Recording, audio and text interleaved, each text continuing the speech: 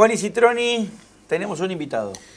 Me gusta presentarlo como hijo de Hugo Mena y Marta Álvarez. Nos acompaña Gastón Mena, un amigo, además hijo de desaparecidos, claro.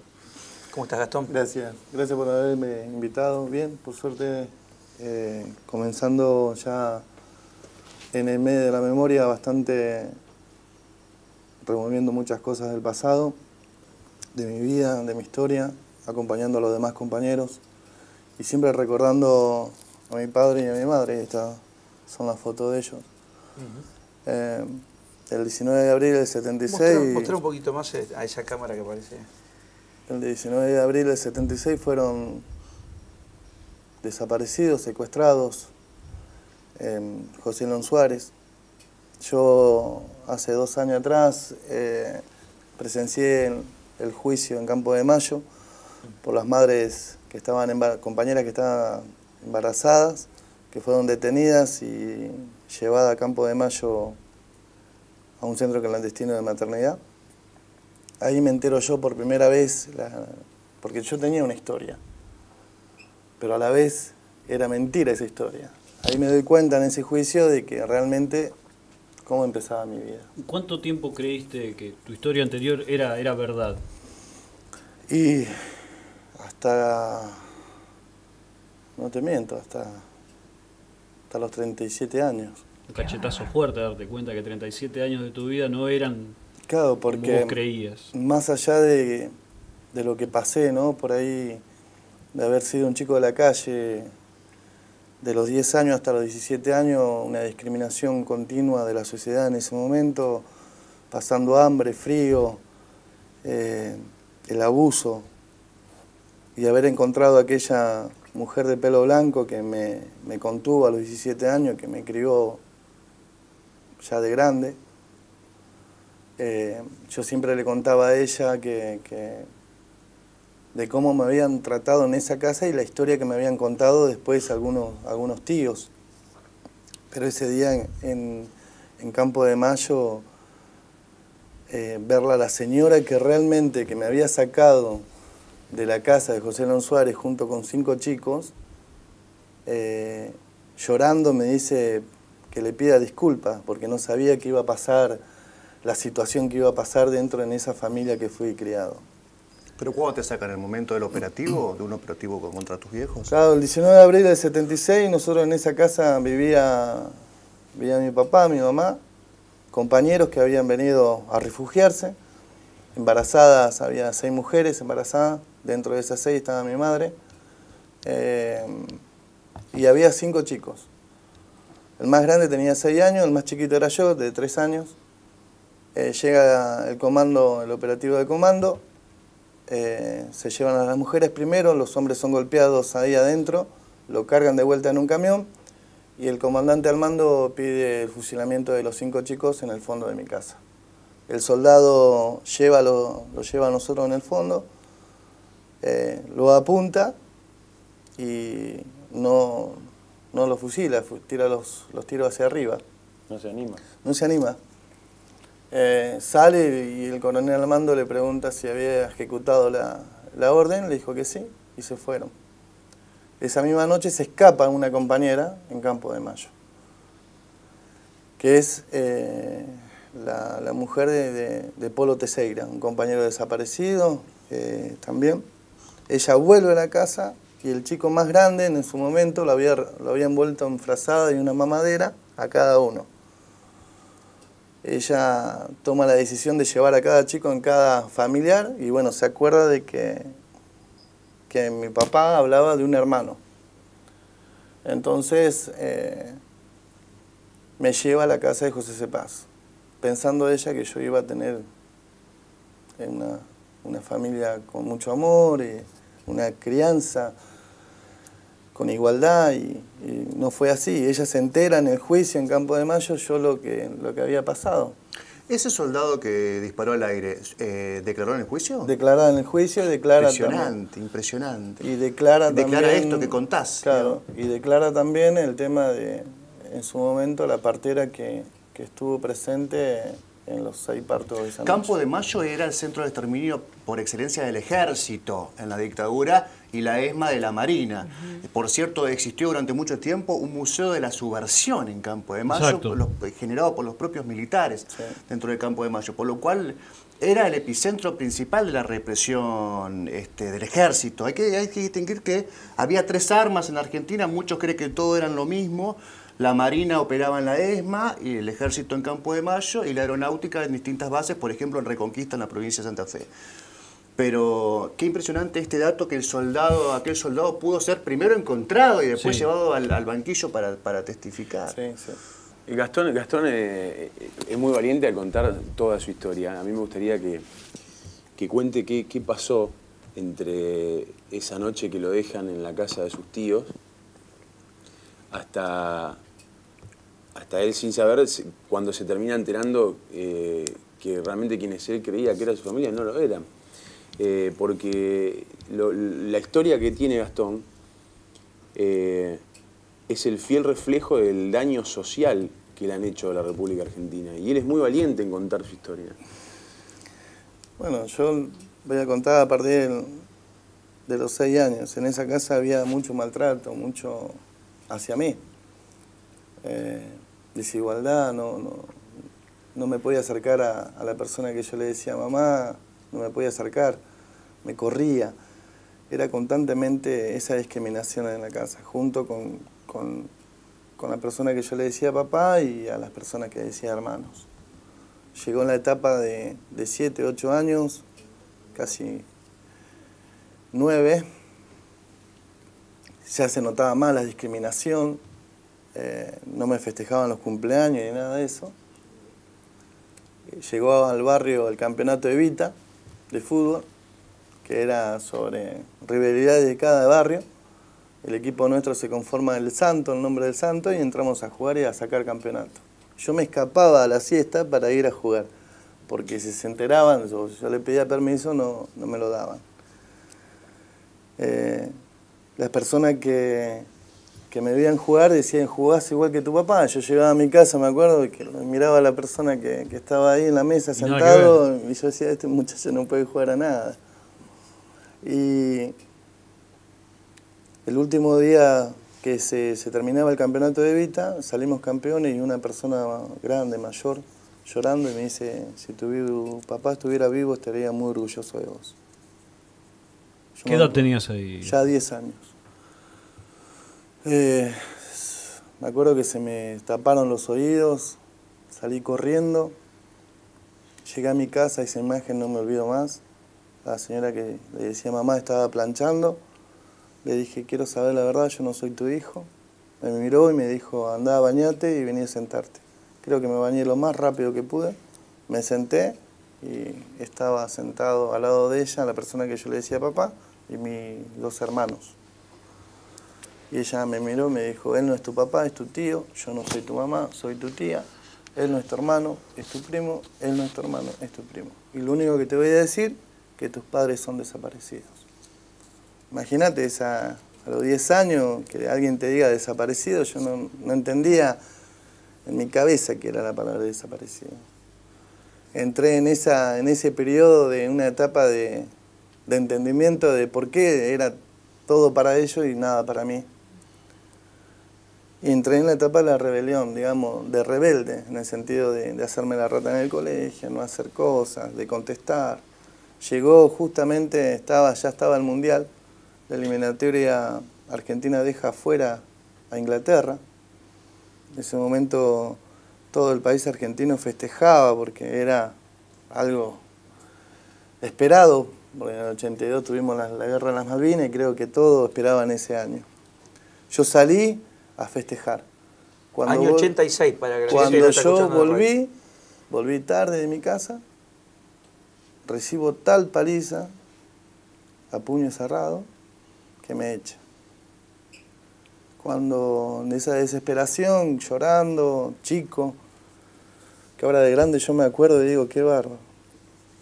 Llego a la estación José Cepaz, me subo el tren, llego a Retiro, entro a caminar, aparece de vuelta el obelisco donde yo estuve, Sigo caminando, me encuentro en Constitución, en la Plaza Constitución, y ahí me respeto sobre un paredón, que había una rejilla que largaba aire caliente por el tema de los subtes.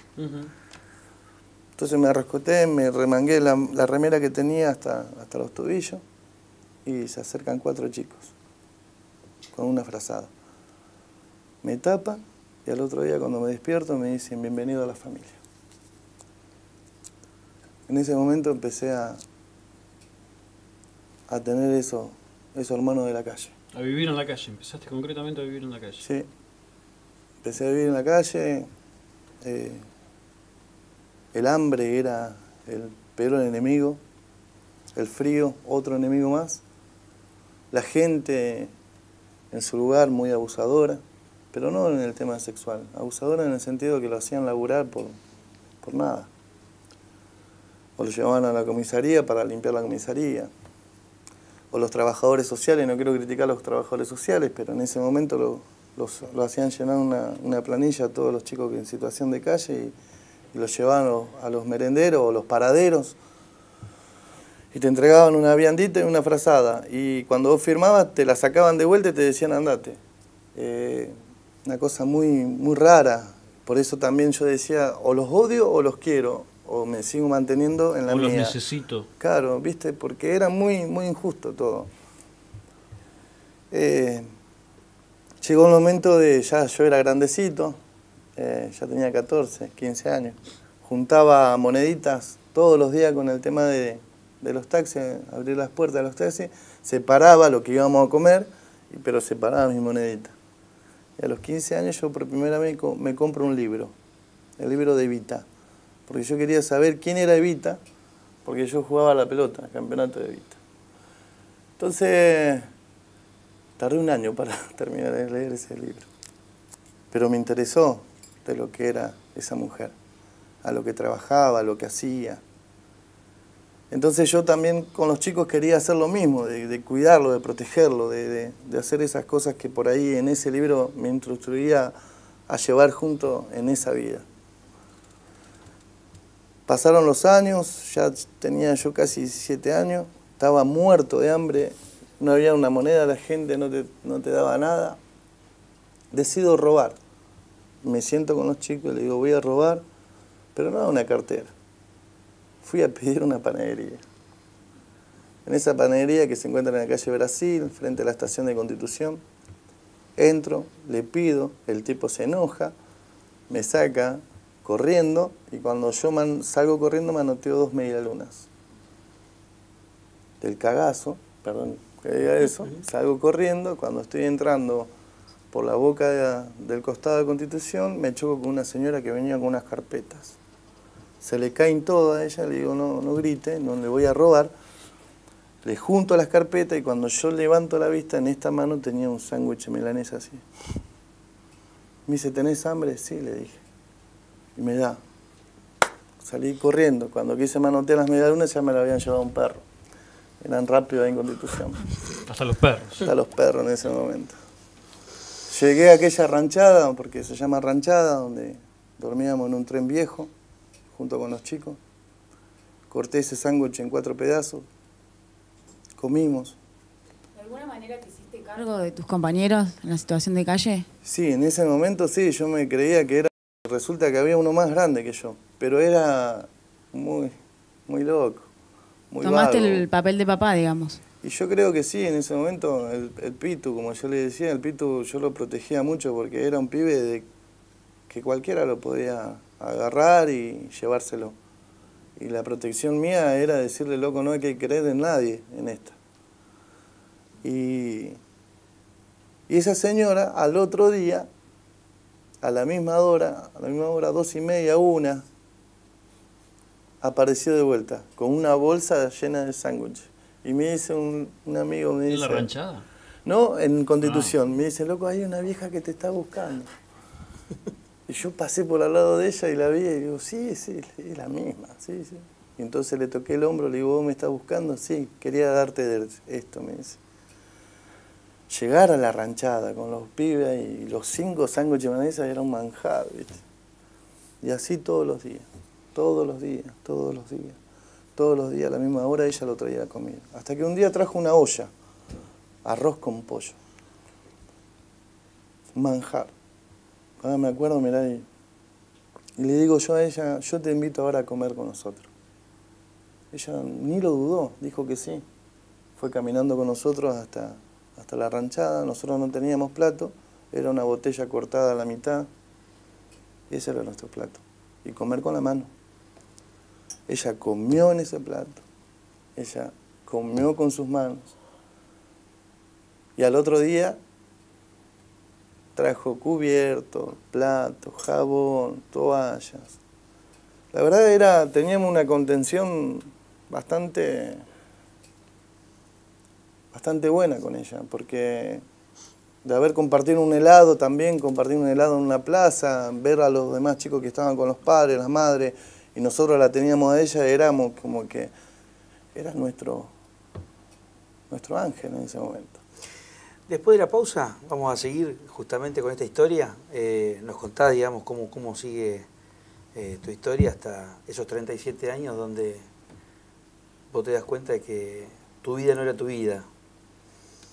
Y después te vamos a preguntar, o sea, hoy tenemos una consigna que la tiramos, digamos, como para participar con la gente de la cuestión de la representación de la lucha de los derechos humanos. Vos me decías, bueno, quería saber quién era Evita, las familias, digamos, que eran apropiadoras, las personas que fueron parte de la vuelta a la democracia, momentos históricos como lo que me narraste recién en el 86. Toda una historia, digamos, que ha tenido la Argentina, quizás simbólicamente la podemos representar en vos. ¿Qué es hoy la lucha de los derechos humanos? ¿Por qué nos trajiste todo lo que nos trajiste aquí, digamos, con las madres? ¿Por qué estás trabajando con las madres? Todas estas cuestiones la vamos a hablar un ratito con vos. ¿Te parece? Bueno, a ver, vamos a seguir con tu historia, Gastón, o sea, que es totalmente emocionante. Estábamos en un momento de tu edad, o sea, que tenías 15, 17 años aproximadamente, 17 años. Y habías encontrado un ángel, sinceramente, una mujer que te dio de comer, le dio de comer a los chicos que estaban con vos, en situación de calle, empezó a tener una relación de todos los días. Contanos más de eso. Y bueno, llegó ese día que ella tanto deseaba, ¿no? De hablar conmigo, de ser uno de los más grandes y tomar ese decirme si yo quería conformar una familia. Entonces yo le dije que sí, yo quería tener una familia, pero también quería que los chicos estén conmigo. Entonces era como medio complicado de que los chicos estén con nosotros. Juez de menores, nosotros sabíamos lo que era un juez de menores, sabíamos lo que era un parador de vuelta.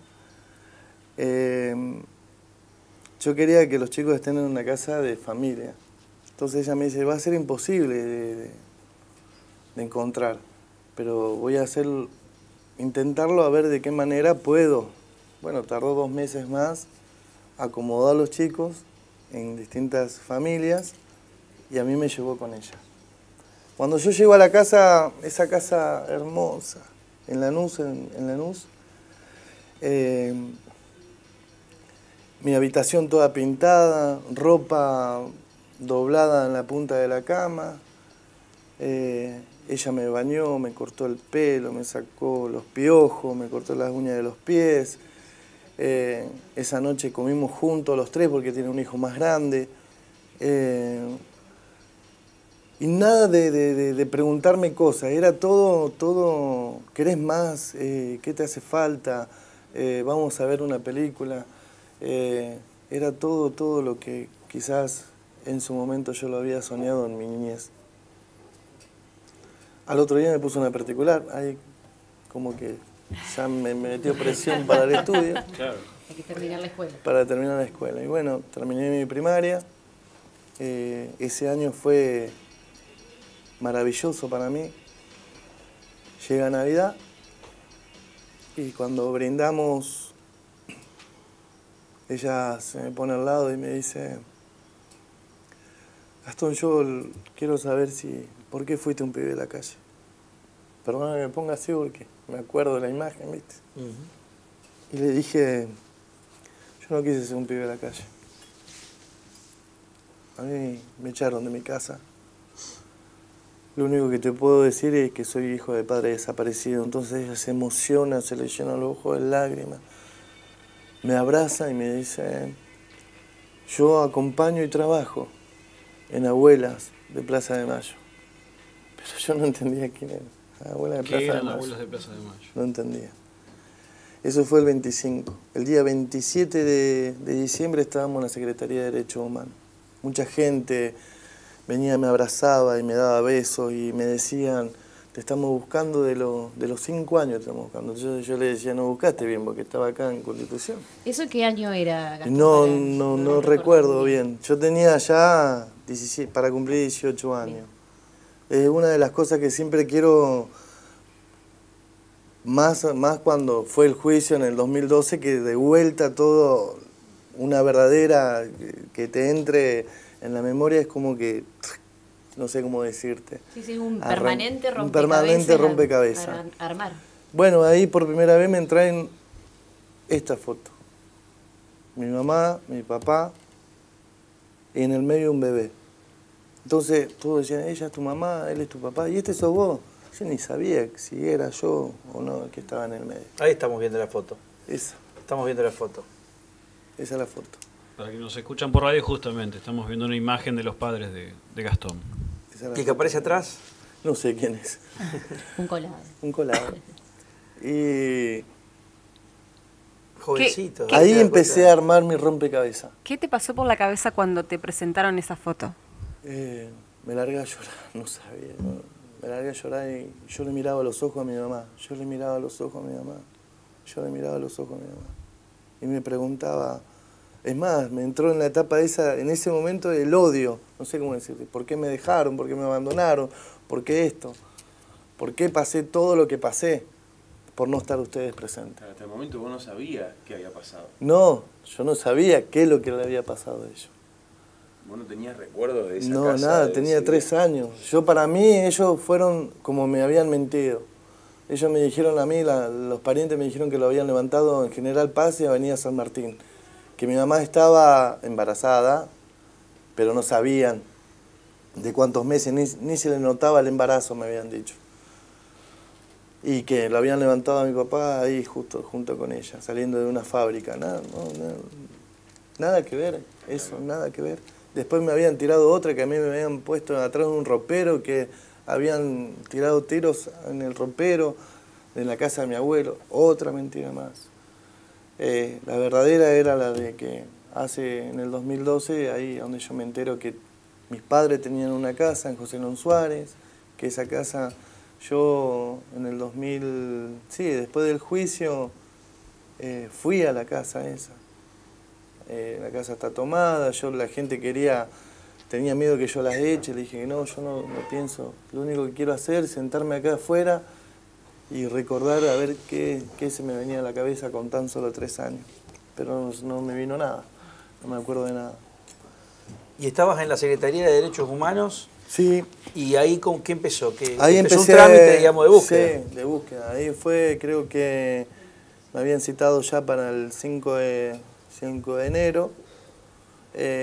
Fui de vuelta, ahí me hacen el análisis que era un pinchazo en el dedo de sangre. Me empezaron a hablar de la familia. Le dije yo lo que había pasado, les conté lo que había pasado, lo que había sufrido, lo que ellos me habían hecho a mí, entonces respetaron eso. Una de las abuelas me dijo, no vamos a que vos tengas contacto con ellos por el tema de todo lo que vos pasaste, hasta que vos tengas un proceso. Bueno, ese proceso duró hasta hoy. Yo todavía no lo puedo superar, de encontrarme con ellos, de sentarme, de hablar, de dialogar. Ni siquiera el perdón, yo no tengo nada, no soy nadie para pedirle perdón. El otro día me dijeron, sí, pero tus tíos, tus primos, ¿por qué no se acercan a vos? Mirá, no lo hicieron durante esos 7 años en la calle y no creo que ahora lo hagan. Tampoco yo lo busco. Yo creo que mi vida ya pasó esa etapa Y ahora pasa por otro lado. Ahora pasa por otro lado, ¿viste? En acompañamiento de las abuelas,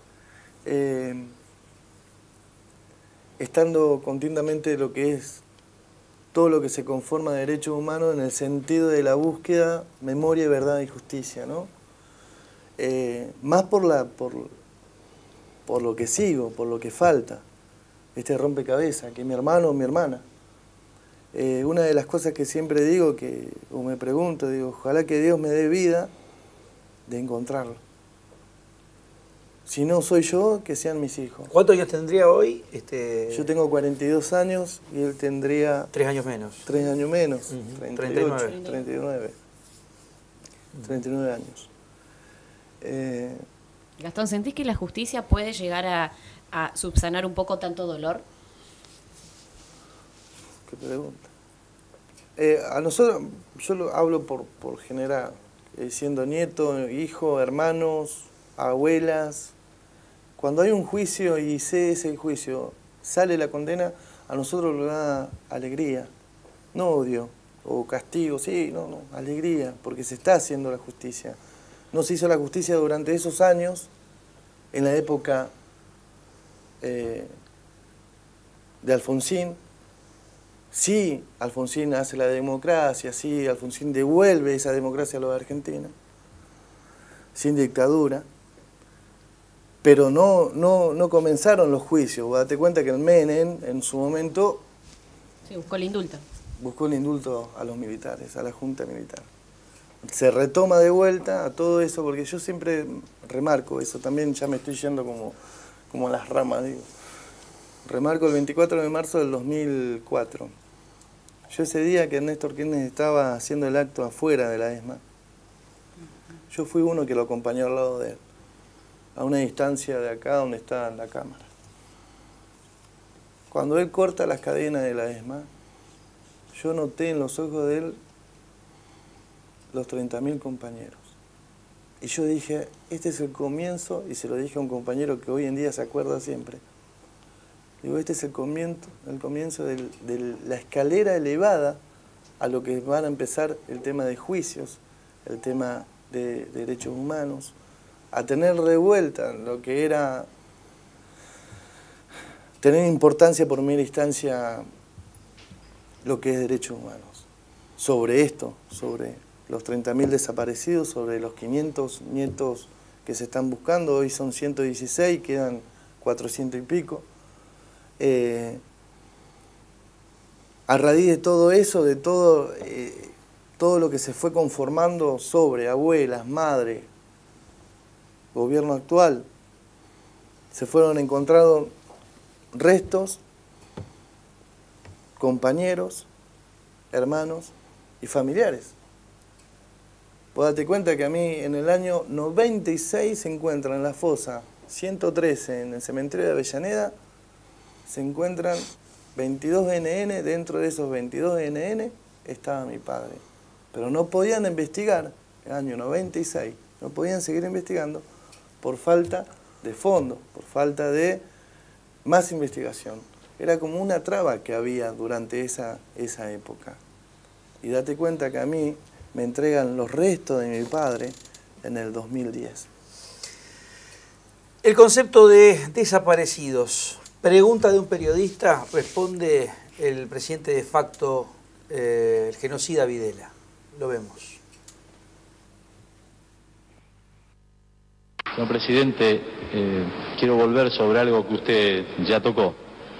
El último domingo de octubre, el Papa Juan Pablo II se refirió a la Argentina en la Plaza San Pedro, de distintas maneras, pero entre otras cosas habló de un problema que ya ha sido tocado aquí, como es el problema de los desaparecidos y de los detenidos sin causa, sin proceso. Le quiero preguntar si usted, que muchas veces se ha dirigido al Papa, le ha contestado reservadamente a esas expresiones de Juan Pablo II, y si hay algunas medidas en estudio en el gobierno sobre ese problema más allá de la del tiempo a la que usted hizo mención recién. Por de pronto el Papa, cuando habla en esa circunstancia, habla al mundo, no le habló a la Argentina. Y habla en su condición de pastor. Y habla ejerciendo, más que un derecho, una obligación que tiene, por ser cabeza de una iglesia que hace del amor el eje en el cual gira su creencia, que es justamente el amor al prójimo, fundado en la dignidad del hombre. No tiene otra forma más que decir que hay que preservar la dignidad del hombre. De no haberlo dicho, en esa u otra circunstancia, yo diría que hasta falta su deber de Estado. Y esa advertencia del Papa,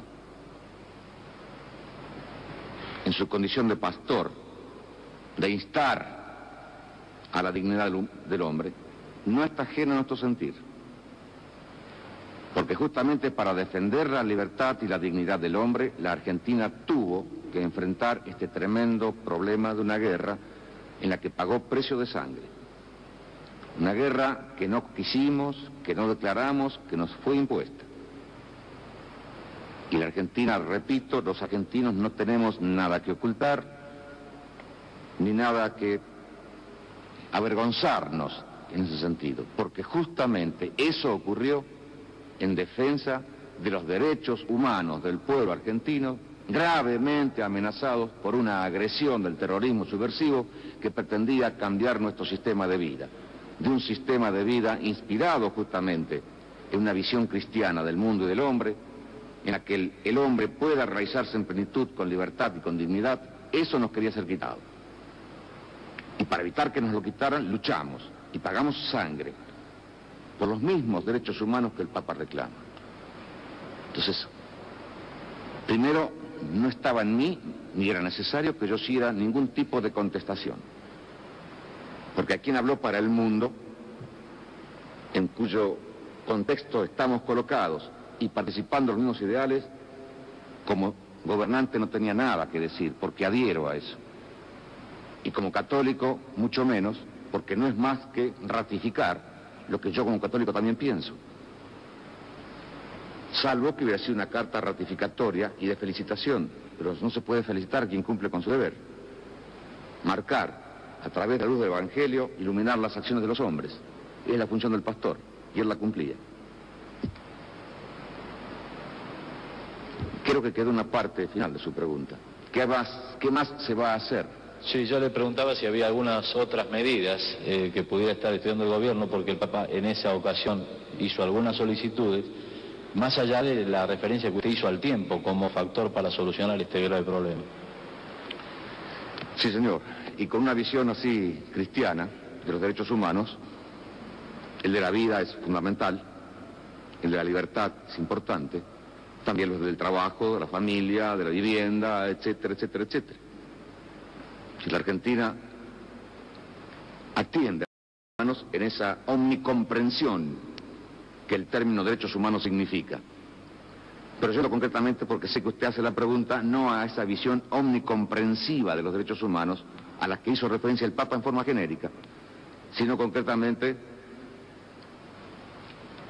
al hombre que está detenido sin proceso, es uno, o al desaparecido, que es otro.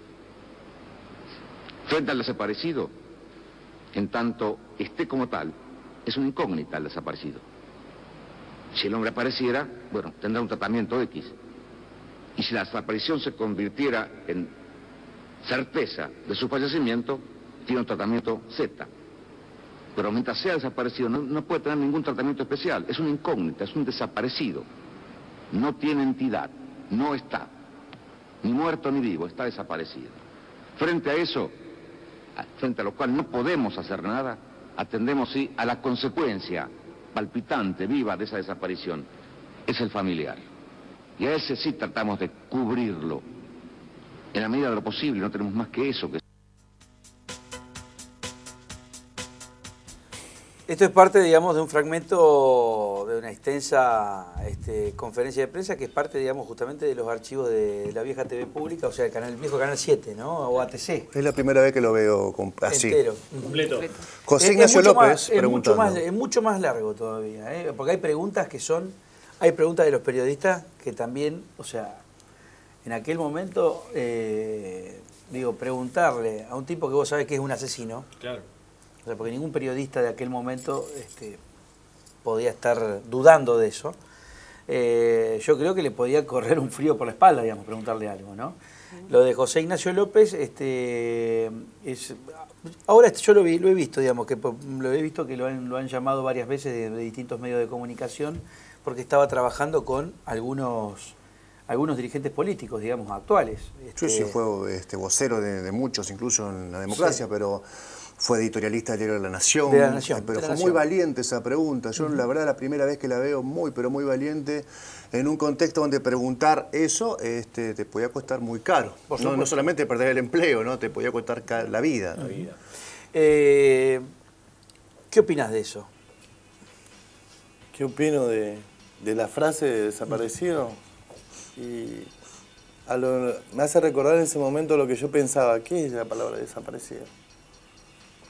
Y ahora él dice el tema de identidad, ¿no? No tiene identidad, No está. No está. Y resulta que estaba. Digamos, lo que pienso es que en ese momento el tipo se quería cubrir de todo lo que venían haciendo. Porque ya venían trabajando. En el año 74, ¿no? Del año 74 ya venían desapareciendo gente. Y como un gran manipulador de lo que había dicho en aquel momento Juan Pablo II, que le había pegado con un caño, claro. A lo lejos también. Le había pegado a lo lejos. Vamos a ponerlo, digamos, todo en un contexto, sí, ¿no? Desde la Plaza San la iglesia, como bien decía en un momento en un escrito, digamos, de ese fragmento audiovisual, decía, es una visión de la vida según el cristianismo, o sea, según la iglesia. A lo lejos, desde el Vaticano, hizo una crítica a Juan Pablo II, que tranquilamente, yo no sé si habría sido provechoso o no, pero yo creo que hay formas y formas, digamos, de esas críticas que tenían muchos a lo lejos, ¿no?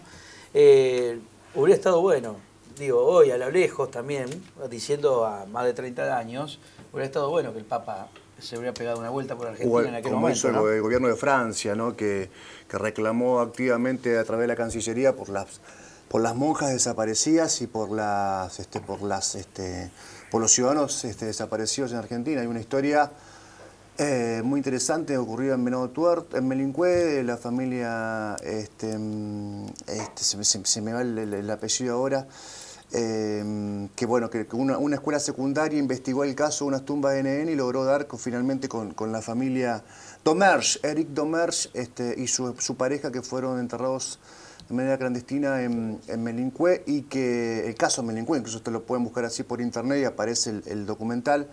A mí me tocó conocer a Eric Domerge y el gobierno francés tenía una decidida, ponía el cuerpo, una decidida intención de recuperar a sus ciudadanos desaparecidos, y ponía realmente escritos en Cancillería que eran muy jugados y que podían costarle realmente la vida a todos los ciudadanos franceses que estaban todavía viviendo en Argentina, y sin embargo puso el cuerpo, y el Vaticano no. De hecho, von Bernich era el capellán del ejército en Buenos Aires, que torturaba con la patota de Suárez Mason, con el crucifijo en la mano, ¿no? La Iglesia Católica, sus ministros de la Iglesia Católica, no solamente bancaban la tortura y la desaparición, sino que muchas veces formaban parte de eso, ¿no? En clara diferencia con lo que pasaba con algunos sacerdotes tercermundistas, ¿no? Acordémonos de Mujica, por ejemplo. Claro, asesinado en el 74.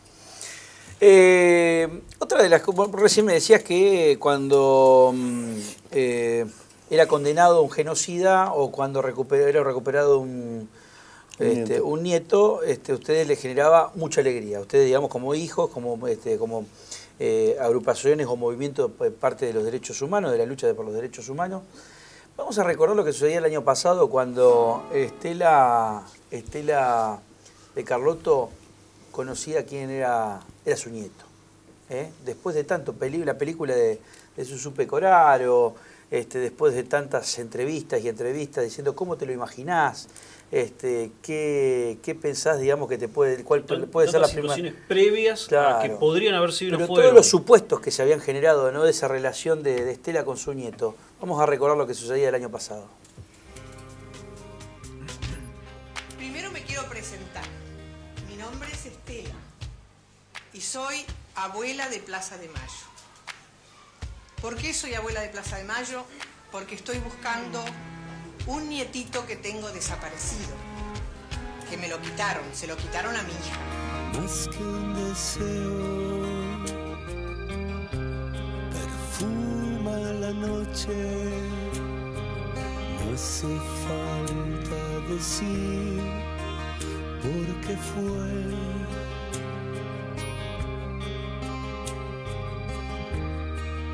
Busco tus ojos. Si Mi hija fue secuestrada el 26 de noviembre de 1977 en la capital federal.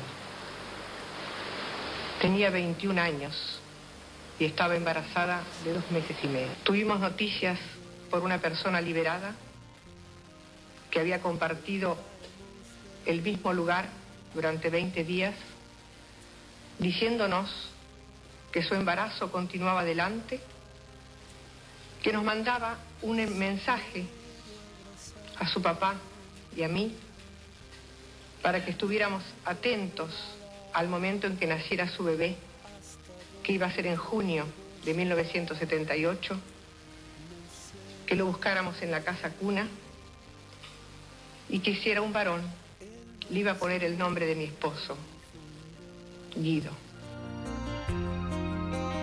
no paramos de reír, no paramos de reír.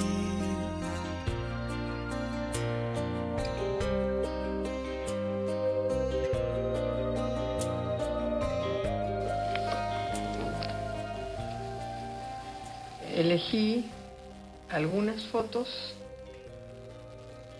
que van a ser parte de tu identidad, Guido. Tus primos tienen algo tuyo y vos tenés algo de ellos. De mamá, de tu tía Claudia,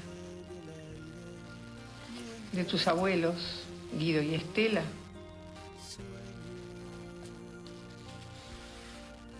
Que veas el pañuelo blanco en la cabeza de tu abuela buscándote. Que veas a tus abuelos antes de que esta historia tan triste pasara, donde disfrutábamos la vida, abrazando otra nietita que sí pudimos conocer, paseando a tu mamá cuando era bebita.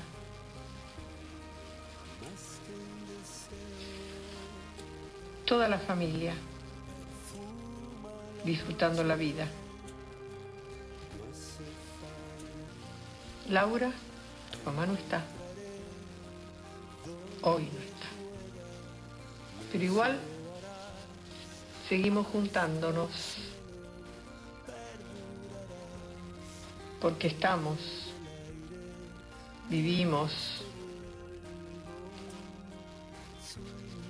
Esta es tu identidad, esta es tu historia. Pronto tendrás que conocerla, ojalá que sea pronto. Quiero contártela. Te vas a reír y vas a llorar. Pero es tu historia, porque es la nuestra. Así como fue inesperado en muchos casos el encuentro, que se hizo de un día para el otro, como una develación, algún día por ahí me toca a mí. Entonces todos me alientan, me dicen, Estela, para vos, ya te va a llegar este año. Bueno, yo tengo fe, tengo confianza, disfruto tanto los demás chicos, pero claro, espero el mío, es esa silla vacía que yo digo que existe, y los abrazos de sus primos, de sus tíos, de su familia. Él me buscó, se cumplió aquello que decíamos las abuelas. Nosotros lo seguimos buscando. Él vino a abuelas, fue recibido, fue a la CONADI, fue recibido y escuchado. Y hoy me dicen, es tu nieto en un 99,999%. Y como falta mucho, hay que seguir buscando los que faltan, porque otras abuelas tienen que sentir lo que siento yo hoy. Decir gracias a todos, gracias a Dios, gracias a la vida, porque lo que yo quería es no morirme sin abrazarlo. Y pronto lo voy a poder abrazar. Gracias, gracias.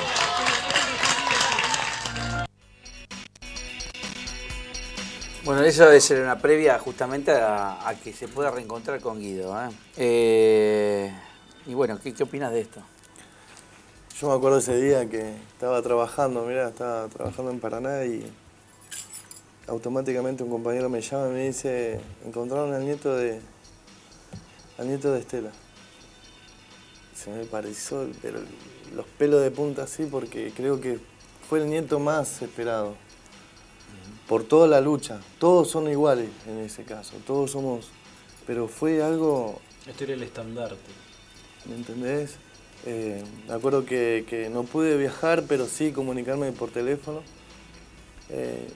Llegué a mi casa, estaba mi compañera de vida y la abracé y lloramos juntos porque no... Se me cruzaban lo que se puede generar, digamos, en uno que siente que busca a su hermano. En este caso ella buscaba a su nieto. Y el archivo de la memoria es único y exclusivo. Sí. A ver, explica eso, digamos, el que es archivo de la importante. memoria a cada nieto recuperado, a cada hermano, a cada tío o familiar, se le entrega un archivo de la memoria. El archivo de la memoria se encuentra dentro de la ex ESMA. Se le entrega con datos, fotos, testimonios de compañeros que conocieron a sus compañeros.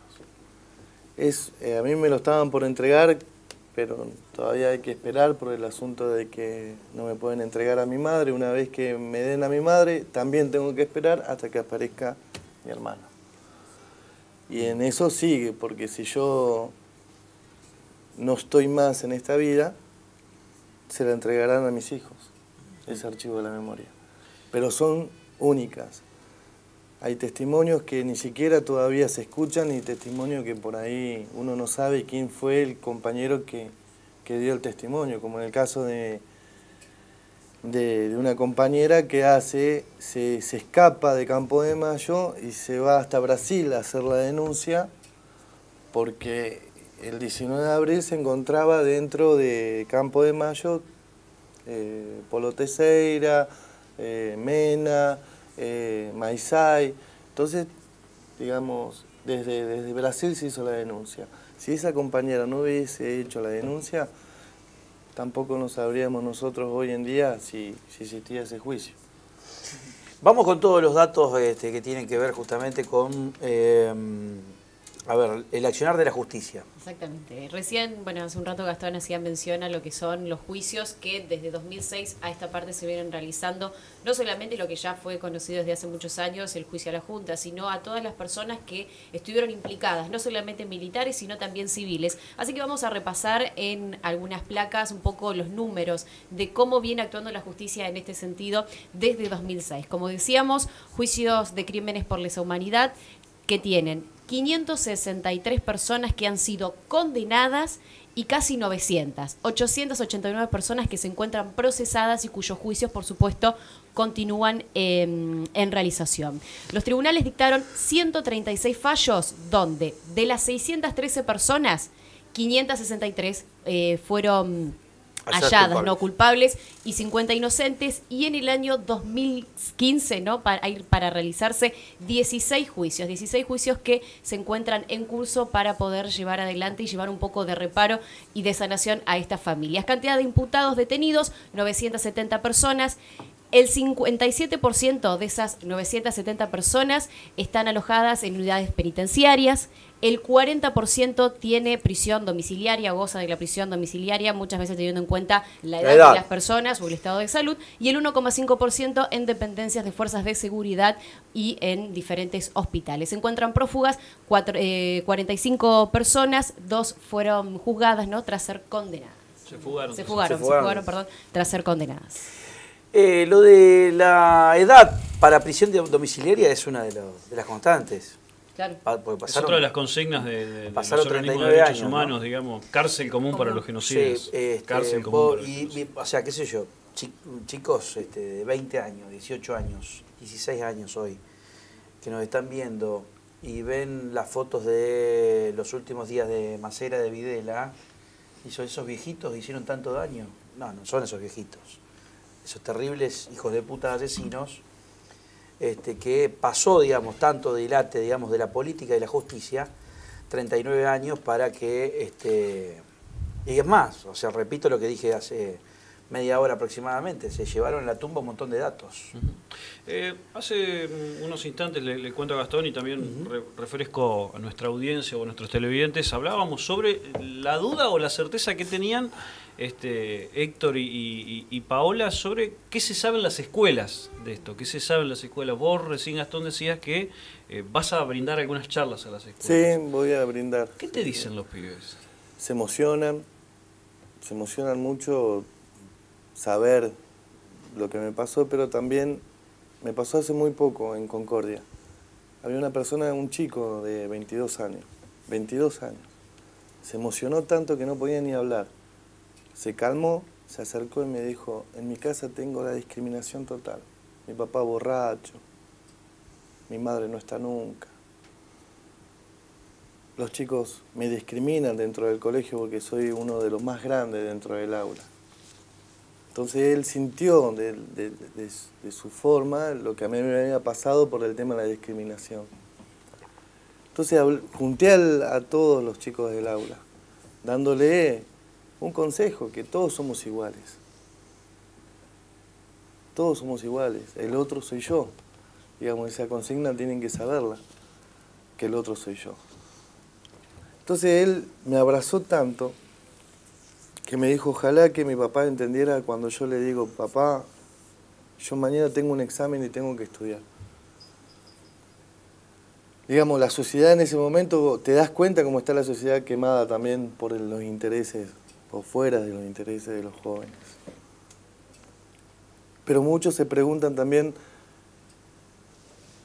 si el papá que tengo es mi papá. Si soy adoptado o no soy adoptado. ¿Esa duda está? La duda está, la dejo yo.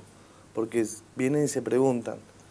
O vienen y te dicen, ¿sabes que yo tengo duda porque no hay foto en mi casa cuando mi mamá estaba embarazada?